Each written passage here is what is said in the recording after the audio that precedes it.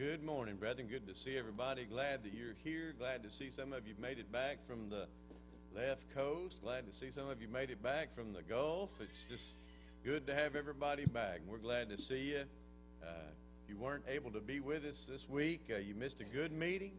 Very thankful for it. Would have been more thankful if I'd had a calendar in front of me and realized that it was spring break or fall break. And we probably could have done a little bit. We were initially scheduled that for the week prior to that, but the brother that was holding the meeting had run into some complications with his work and really needed to be up in Cookeville at that time, and so we acquiesced, and I just did not realize that was the same week. We probably could have done it a different week, but it was a good meeting. We talked about the fact that God doesn't change, that Christ doesn't change, that the Bible doesn't change. We talked the fact that the church does not change, that God does not change as far as the institution of government goes on Tuesday night. And then Wednesday night, we talked about the home. Brother Duke did a fine job. And if you didn't get a chance to listen to that, I'd encourage you to do that. You will be blessed as a result. I say all of that to say this. It's not a good thing when you come off such a, I think, just a spiritual feast of a week and have to walk in and talk about hell. But that's where we are. That's where we are in our word study. And so I thought, well, do I throw hope in there? So that's next week. And that ends our eschatology or our last things. And I thought, well, no, that wouldn't be a good thing. So we'll just take it. We'll come off that high of the spiritual feast that we had with our gospel meeting, and we'll come in and talk about a very sobering topic.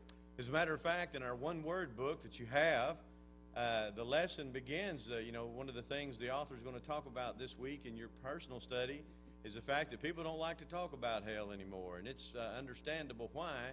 It is a very depressing and bad subject. We just don't like talking about it. But here's where we are. We're in last things, or eschatology. We're past judgment, resurrection, and heaven. Took a break for our meeting, and now we're going to look at hell, and then we'll finish the things of eschatology, or last things, with the idea of hope. And so that'll be a good way to bounce back positively from such a negative subject as hell. Because, well, it's nothing else worse to preach on. It is the thing that, it's the ultimate. It's as bad as it gets. It's worse than going 0-16 in the NFL, because at least at the end of that, you get the first-round draft pick the next year. It's worse than getting blowed out by Georgia at home and then losing to South Carolina. And I would say something about Alabama, but you guys haven't experienced that in a long time. I can't even remember the last time y'all had some bad things. But no, this is worse. This is as bad as it gets. It is where somebody's life does not live up to what God would have it to be. It's forever. And so when we talk about hell, it's a very sobering thing. It's as bad as it gets. You can think of nothing worse than hell, the eternal abode for the wicked. We'll start with the second Greek word. That's what we are. We're studying words for 53 weeks. And this particular word that we're looking at today, hell, the English word, well, it translates three different Greek words. And sometimes, especially in our King James Version that I love dearly, preach out of, and it's what I do my daily Bible reading out of. But it translates three different Greek words by the same word, hell. Some of the newer translations kind of help us with that, because it's unfortunate, particularly when you're talking about Gehenna and you're talking about Hades. And we'll get to that in a moment. But there's a word that's only used one time as far as I know. It's called Tartarus, and it is translated hell in the King James. Now, some of the newer translations, I did not bother to go look at all of them. I'm sure they may use this for in different ways. Notice 2 Peter 2 at verse 4. The Bible says, "For if God spared not the angels that sinned." Now, 2 Peter chapter 2 is dealing with false teachers. That's the whole chapter. He's going to finish up by talking about how that people go after liberalism or antiism, that when they leave the truth, either to the left or to the right, they start teaching false things. It's like a dog returns to its vomit, or a sow to the wallowing of the mire. That's how he finishes that up. So this whole chapter. Well, here he's going to use the angels as an example and says, God spared not the angels that sinned. Notice that, angels sinned, but cast them down to hell. Now, that's that word used one time, as far as I'm aware, in the New Testament, Greek New Testament, Tartarus. and delivered them into chains of darkness to be reserved unto judgment. Notice they're at a place right now. This is not what we would call the devil's hell or Gehenna. This is what we would call, well, it's named here Tartarus. It is the bad component of what is called paradise, or Hades, as we'll see. You have paradise and paradise and torments in the afterlife, or where the departed spirits go, this place called Hades. Most of the time, that word we're going to see is translated into hell, which is not how we normally think of hell. Okay, well, they're there, these angels that sinned. Well, what exactly did angels do? The only light that I know to shed on that would be from Jude, verse 6. It says, "For if God spared not the angels that sinned, but cast them down to hell," notice that's that word Tartarus. Notice Jude 1:6. "The angels which kept not their first estate, but left their own habitation." Now, some of the newer translations, I think, explain that a little bit better. I'm not sure it's a more accurate translation, but it explains it a little better, and it says that they left their first duty, if you will, or their first responsibility. The word estate there comes from the Greek word arche, we would transliterate that, A-R-C-H-E. It's the same word that's translated beginning. In the beginning was the Word, and the Word was with God. John 1 at verse 1, that word beginning, that's translated from this word. I also looked up in the Septuagint, which is the Greek translation of the Hebrew Scriptures, and Genesis chapter 1 at verse 1, "In the beginning God created the heaven and earth." That word ark is used as well. So this has the idea of beginning or of origin. In other words, the angels were created and they were supposed to do a particular thing, and some of them chose not to do that.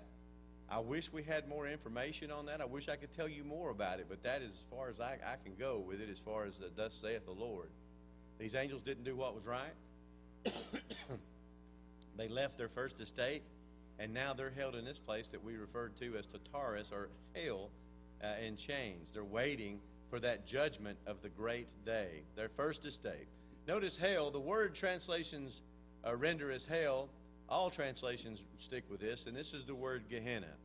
Gehenna, as a Greek word, is actually a transliteration of the Hebrew phrase Geben Hinnom. Geben, now Ben is like, when Jesus said unto Peter, "Thou art Peter, and upon this rock," he said, "Blessed art thou, Simon Bar Jonah." Well, that's Greek, the idea of the son of, okay? Well, in the Hebrew, Ben is the idea of son. Benjamin, it comes from son of. So Ben, so this is Valley of the Sons of Hinnom. We see this used in 2 Kings 23:10. Now, it's used several times in the Old Testament. It says, notice, "And he defiled Topheth." Now, this is talking about good King Josiah. Josiah is doing a whole lot of reforms. He's clearing up a whole lot of bad things that are going on. Look how bad things had gotten for the southern kingdom, the people of God, when Josiah starts his cleaning up, if you will, what he can before he dies. It says, "And he defiled Topheth, which is in the valley of the children of Hinnom." That word, valley of the children of the Hinnom, that's what we just looked at, that phrase. That's this valley. Now notice, "that no man might make his son or his daughter to pass through the fire to Moloch." What were they doing? They were going down to this valley, and they were offering their children as sacrifices to these false gods. Isn't that amazing? As Brother Duke brought out the other day, things in America aren't all that great, but we've got some good things going for us. First of all, I don't know many people who are taking their children down to the local, whatever religious place they go, and killing them, burning them on an altar. That's how wicked. Not only had they gotten in the time when the Canaanites dwelt there, remember Israel came through and purged them. Leviticus 18, God warns them, "Don't you become like these people that were there before you, or I'll do the same thing to you. The land will vomit you out." Well, they're doing the exact same thing. That's why they're going to go into Babylonian captivity. But that's where we get this word, Gehenna. When Jesus talks about hellfire, when he talks about the fires of hell, he uses this word, Gehenna, to talk about it because it became a taboo place. When you were growing up, did you ever have one of those haunted houses in your neighborhood? You weren't supposed to go in there. Don't go in there. That's a haunted house. And some of the windows would be broken out, and it hadn't been lived in 40 years. And Every time you go in there, because you went in there, right? You weren't supposed to, but you did anyway. So you snuck in, and sure enough, you got in there and a board creaked, and you all ran out all scared and everything. That was the idea of this valley. It was taboo. Don't you go down in there. People used to kill their children down in there. So it became a place where people would, remember back in the day when you were younger, I don't know if y'all ever did this or not, but I remember as a child, we had this place where people would go and they would stop their truck or car and they'd get out and they'd take their garbage and they'd just throw it off the side of the road. You ever remember doing that? Anybody? Nobody going to fess up to it? My family's the only one that dumped in all these dump sites. Well, they would dump, refrigerators, couches, it didn't matter. There's a couple of those up in Bledsoe County, just little ravines down ridge lines, and folks would just dump trash in there. Well, that's what this place was. It became the dump. And so, like with any dump, if you go out to the landfill, a lot of times they will have fires, they'll burn things. And there was so much garbage and junk in this place that when they'd light these fires, they would just seem to burn forever. They'd just keep going. And so Jesus takes this idea of this place. Nobody wants to go there. It's nasty. You get sick down in there. That's where you throw your garbage. That's where things are burnt. That's for refuse. That's for stuff that's just awful. It's a taboo place. You don't want to go. It's terrible. It's hot. Jesus takes that valley and says, that's what this place is like. He calls it Gehenna, which is going to be translated, of course, hell. Jesus uses this valley as an image of the awful fate awaiting the wicked. Used 12 times in Scripture. 12 times in the New Testament we find this word Gehenna, and all but one of those, Jesus is the speaker. A lot of people want to say, well, I don't want to talk about hell. I want to preach like Jesus did. I want to be positive, and, well, they haven't read a lot of Jesus' preaching because Jesus talked about hell. As a matter of fact, he felt it was his mission to give himself as a sacrifice for our sins so we wouldn't have to go there. It's a place that's not meant for us. It's not made for us. And Jesus died so that we wouldn't have to go there. Jesus came to warn men about this very place. But now in the Old Testament, which is, 39 books of the Old Testament, we're familiar with having studied it. There's no specific word for this place of the wicked dead. You see, they didn't get that far in their theology, if you will. It hadn't come along. God had not revealed all of that to them. He didn't tell Adam, hey, look, there's going to be a heaven and a hell, and you better straighten up or you're not going to. God gave his word. He gave it progressively throughout hundreds of years. And in the Old Testament, he simply did not reveal the idea of a Gehenna hell. But they were very aware of the fact people die. As a matter of fact, in Psalm 6:5 says, for in death there is no remembrance of thee. In the grave, who shall give thee thanks? In other words, they were saying, once your life here is over, it's over. Psalm 6 is basically it appears that David's sick. And he's, asking for help to overcome whatever it may be. And he says, help, heal me, Lord, for in death, I'm not going to be able to praise you. I'm not going to be able to serve you in death because after we die, that part's over. There is no doing what God would have us to do. Just one word for all the dead, and that is the word Sheol. That is the place, I know you've probably heard that said. It is the monster that is never satisfied in the Old Testament. Notice in Isaiah chapter 5, God is talking about building his people as being a vineyard and having built a hedge around them, but they still wouldn't do what he wanted them to do. And so he's upset with them, and he talks about the fact that they're going to be taken away into captivity. But in verse 14, he says, therefore hell, that's that word Sheol, hath enlarged herself and opened her mouth without measure. In other words, it's just something that doesn't ever seem to be satisfied. And if you live long enough, everybody that you know now will die. As a matter of fact, if you live to be your 90s and so forth, usually you will have outlived all of your friends. It seems as you get older that hell, the place of the dead, not necessarily the hell that we think about in English, but the place of the dead is never satisfied. Everybody continues to die. And as you go by, I remember when I was younger and we would go out to the National Cemetery there. I grew up in Highland Park, and we'd feed the squirrels little peanut butter crackers. We'd walk down and buy those and go down and feed the squirrels, and there wasn't that many graves there then. Look at it now. It's filling up pretty quick. And they're buying more land, trying to expand that thing because, well, it's opened her mouth without measure. The grave is not filled. Proverbs 1:12 says, let us swallow them up alive as the grave. Proverbs 30 verse 16, the grave and the barren womb, and the earth is not filled with water. The fire that saith not, it is enough. In other words, here's four things that are never satisfied. And one of them happens to be the grave. The grave seems to be this Sheol. That's the same word. Sometimes translated hell, sometimes the grave. The monster that devours everyone now is called by the Greek term Hades. Most of the time in your King James, when you're reading and you find this word Hades, context will tell you if it's talking about just where everybody goes or if it's talking about torments. I wish King James had made the translators had made a little bit better a differential there, especially when it comes to such passages like Luke 16. Notice this death is personified or Hades is personified in Revelation 6:8. Talks about the pale horse and his name that sat on him was death. And notice hell, there's that word Hades, followed with him. Jesus said that he is him that liveth and was dead, and behold, I am alive forevermore, amen, and have the keys of hell, there's that word Hades, and death. Jesus is going to do away with death, as a matter of fact. Notice Revelation 20 verse 13, the sea gave up the dead which were in it. The death and hell, there's that word Hades, are delivered up the dead which were in them. And they were judged, every man according to their works. Population people that are alive will be judged, and those who've gone on, who are in this Hadean realm, will be judged as well. And death and hell were cast into the lake of fire. That word hell is talking about Hades, the realm of the dead. Not everybody that's in the realm of the dead, but the place itself. It's going to be done away. It's going to be discarded. It's going to be thrown away into that garbage heap, if you will. Won't be any need for it anymore. This is the second death. Hebrews 2 at verse 14 talks about, notice at the bottom there, the power of death. That is the devil. Jesus is going to destroy him and the power of death. So Jesus is, in the end, is going to do away with this thing that we call death, and we certainly won't need a place for departed spirits that we find in Luke 16, that Hadean realm of paradise and torments. Two different places in that one place that we call Hades.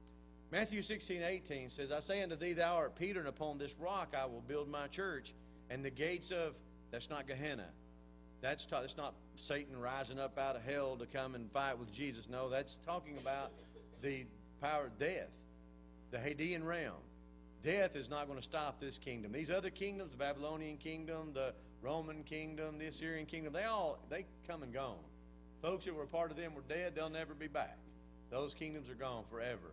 But this kingdom that Jesus was going to establish and has established, and that you and I, as members of the body of Christ, are a part of, hell isn't going to stop this kingdom. This kingdom will last forever. All right, so that's what he's talking about there. Notice, to learn about the eternal abode for the wicked, though, we're going to have to actually branch out some of these passages that mention hell. Because see, it's described in a lot of different passages, never use that word Gehenna, but we know what it's talking about. Let's look at a few of those.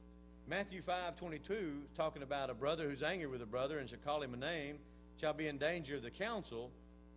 But whosoever shall say, thou fool, shall be in danger of hellfire. Okay, so that's talking about hell, the devil's hell that we're thinking about now, that ultimate place, that Gehenna, is going to be a place that deals and has what we would call, where we get our word pyro. It's from the Greek word per, or pillar, if you want to add that rolling R as they do. That's fire. It's a place of fire. James 3:16 talks about it being the fires of hell, talking about the tongue, actually there. Matthew 13:42, there's going to be wailing and gnashing of teeth there. Remember years ago I heard a very powerful sermon. Alan Watkins preached it years ago. And I remember talking about the idea of gnashing of teeth. The idea of being in pain to such a degree that you will grind your teeth, a gnashing of teeth, the teeth coming together. Those of you who've had some pretty bad pain, well, that's what's described. And wailing. The idea of crying so hard and so loud that it's just you're wailing. And the gnashing of teeth. That left a powerful impression with me. Pain so hard. People talk about, I can't wait to get in hell. I'll go to hell with all my friends. Folks, that may be a frivolous attitude that we can have to somehow deal with the fact that we're not what we ought to be. But the fact that you're going to be down there partying with your friends is the farthest thing from the truth. You're not going to be partying. You're going to be gnashing teeth. You're going to be wailing. You're going to be in a place that's described of as fire. And there are very few things that I know of that come close to being burned. I know third-degree burns, you can't even feel it. It burns all the nerves off, everything. It's terrible. But second, everything's still there. It's still alive, and it's still sending signals to your brain. It says, man, things are not good. It is terrible, terrible pain. Sometimes even the opioids, narcotics, and stuff they give can't touch the pain of it. Jesus says this place is going to be with fire. It's going to be wailing, and there's going to be gnashing of teeth. Again, wailing and gnashing of teeth in Matthew 24:51. Talks about in Luke 13:28, there'll be weeping and gnashing of teeth again. Matthew 8, verse 12, it's outer darkness. Now this has thrown some people and says, well, it can't be talking about a real place because how can you have fire and you can't have light? Well, I know in some places, you have to be careful because there is fires burning that don't give off light. Chemical burns, things of this nature that don't do that. So if we can produce that in the physical realm, I believe God can do that in the spiritual realm. And also remember that, we're not talking about a place that's actually going to be here on earth where things are going to be burning. This is going to be something we've never experienced before. So I just think I'll stick with the Lord's description of this. Say, this is a place I don't want to go. Matthew 25:41, it's called an everlasting fire. This is the exact same terminology we find in the last verse of Matthew 25 where it talks about everlasting torments and eternal life. Same word, aionion. And that's talking about whatever heaven's going to be, hell's going to be as far as time duration. And I think we can see here it's an everlasting fire. But the thing I really want to draw to your attention, this is not a place that was ever meant for you to be. This was something that God created. It was a place where sin, it was something that God could not be a part of. He created this garbage dump, if you will, this place where the devil and his angels could live, would be punished. Live's not even the right term. It was never made for man. It has nothing in there that is good for you. It's all bad. This is a place for sin. This is a place for wickedness. It's a place for garbage. It's a place for terrible things. It is not prepared for you. This was a place prepared for the devil and his angels. Those spiritual beings who chose to leave their first estate. That's what that's for, not for you or me. We should not go. God has done so much to keep us from going there. Notice it's described in Revelation 20 as a lake of fire and brimstone. In other words, a place that's like lava. I mean, that's how I kind of always pictured it. That's as close to brimstone as I can get. A lake of fire. A place you do not want to go. And notice the beast, the false prophet, those wicked things of Revelation, notice they're going to be tormented day and night forever. There's no relief. There's no time off. Time. I got to catch my breath here. This is terrible. No time outs. It's constant. And it's forever. It's a terrible, terrible picture. But one that God has given us and says, look at this. It's a place that you don't want to go. Now, we could go and spend some time in Luke 16. As a matter of fact, why don't we do that before we get to our study this week? Let's turn to Luke 16. I know you're familiar with this. I know that you have read it. I know we have studied it here. But it paints a picture about what happens the moment that you die.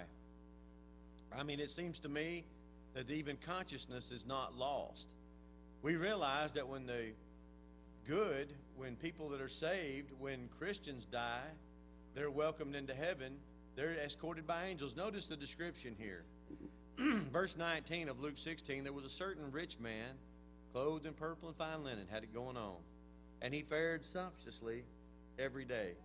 In other words, he doesn't want for anything in this life.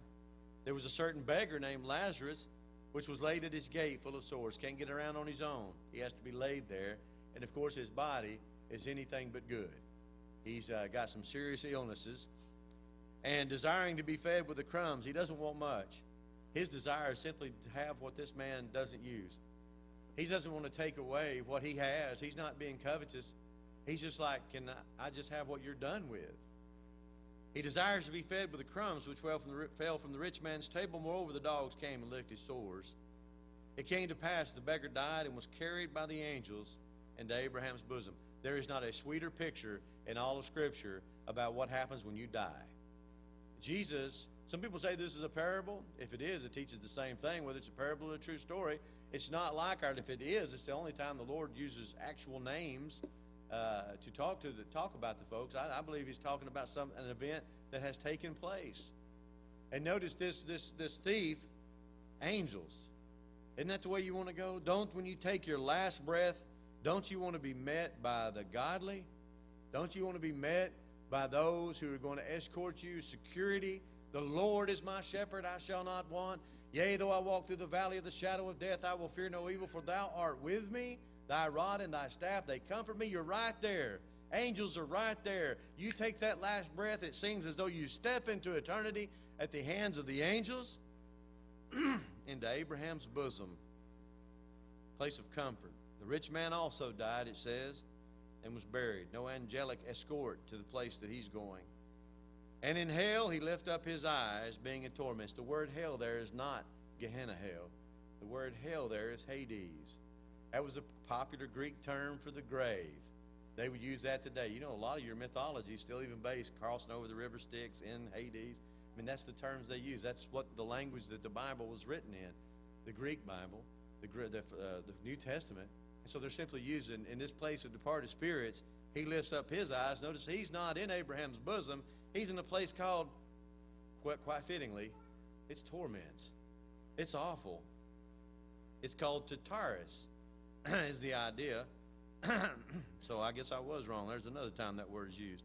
And seeth Abraham afar off, and Lazarus in his bosom. You know, scratch that. I need to look that up before I say that. I want to, rather than I just have that written here, I'm not sure that's what's right. But anyway, he's in torments, the second compartment of the Hadean realm. You have the good part, the bad part, Abraham's bosom, and this place called torments. And notice, probably didn't know Abraham. Probably never met him, but he recognizes him. That's one of the things that I find so interesting, Mount Transfiguration. Peter's never met Moses. He's never met Elijah. But he goes up to Jesus after and said, Lord, it's a good thing we were here. You know, he knew who they were. Here, he knows Abraham, and he speaks to Abraham. And he sees Lazarus in his bosom. And he cried and said, Father Abraham, have mercy on me and send Lazarus. Notice he recognized Lazarus, that he may dip the tip of his finger in water and cool my tongue, for I am tormented in this flame. But Abraham, of course, reminds him how good things were on life and how that he didn't care about things like that. And he says, now he is comforted, Lazarus is, but you're in torments. Besides all that, couldn't if we wanted to, there's a great gulf fixed. In other words, those in torments can't go over to those in paradise, and those in paradise can't go over to those in torments. There's a great gulf, a great separation. You know, it's one of the things Brother Duke brought out there in his series of lessons that would really help us if we would remember certain things, and it goes all the way back to creation. And that you are a human being. We have bodies. We remember that. They need to be fed and clothed and prettied up and all that. We have bodies, but you also have a soul. There's two parts of you. These bodies have died, and now we're talking about that eternal part, the soul. Yes, this soul one day will be reunited in a bodily resurrection with that which has been sown in corruption will be reaped in incorruption, but your soul's the same one. It's eternal. And here we see this little bit of time that we live on earth, what happens as a result of how we behave, how we live our lives. Here the rich man finds himself in torments, and there's nothing that can be done. They can't go. Notice he says, so that they which would pass from hence to you cannot, neither can they pass to us which would. If we wanted to, we can't. There's a great gulf. Then notice in verse 27, brethren, I think the words that will be on everyone's lips and mouth and thoughts the moment they die, when they realize that this is a place that's real. All the warnings, you mean that place really exists? They're going to start immediately thinking about winning souls. They're going to think about, what about those that I left behind? What about those that are still alive? That's what he does here. He says, I have 5 brethren. Send Lazarus back so he can talk to them, so he can warn them about this place. And notice Abraham's response. They have the Bible. Moses and the prophets, that's the Old Testament, that's the old Bible. This one, the New Testament, hadn't been written as yet. Abraham says they have the Bible. They have Moses and the prophets. if they will not listen to the Scriptures, to Moses and the prophets, they would not listen though one was resurrected from the dead, like Jesus. Some folks aren't going to listen. They're not going to listen on this side, and on the other side, it'll be too late to actually do anything about it. So a terrible picture that's painted out in Luke 16, but a great comfort to you and I who believe in the words of Christ that he's going to prepare a place for us. And if he's gone, he's going to come back and receive us unto himself, that where he is, we can be there also. And we know the way. Unlike Thomas who said, Lord, we don't know where you're going. How can we know the way? And Jesus said, I am the way, the truth, the life. We can see all that now, hindsight. We know what the future has. And brethren, we can prevent it. We can prevent going to this place that God says you have no business being there. It's not made for you. Well, our lessons this week, the 5 that you have, first of all, comes from Ezekiel chapter 3:16. Ezekiel's given a job that you and I have today. He is given a job to warn. We call it the watchman. And he is to warn the people about the coming judgment. And God says, you warn those people, and then when they don't do right, I will hold their blood on their hands. They knew better. You told them. But if you don't warn them, I'll hold you responsible for their blood. Now, listen to the words. That's pretty significant. He says, you don't do your job. You don't warn them, and I'm going to hold you accountable. Ezekiel 3, verse 16 is probably about as far removed as you can think of from John 3:16, talking about God so loved the world, he gave his only begotten Son. But you know what? They're hand in hand. Ezekiel, Jesus, they had the same job. Warn men about the coming judgment. Not only would Jesus warn us about it, he would do something about it and help take that away from us. God's not happy about it. People, and boy, if you ever read many debates, talk about skeptics, things, this one of their big, heavy hitters is, how in the world could a God that's God of love punish people forever in this place of torments? And they act like God is actually happy about that he's excited about that. No, as a matter of fact, God will say in Ezekiel 18, do you think it brings me pleasure to see a wicked person destroyed? He says it doesn't bring me pleasure. As a matter of fact, as we read the New Testament, we see that one of the things that God is extending the time here, that he's long-suffering to usward, not willing that any man should repent, but that all should have the opportunity to do what's right in this life, fix their lives, and not go to this place. So no, God's not happy about it. Not happy about it at all. What is hell like? I thought this was an interesting lesson. I hope you get a chance to read these.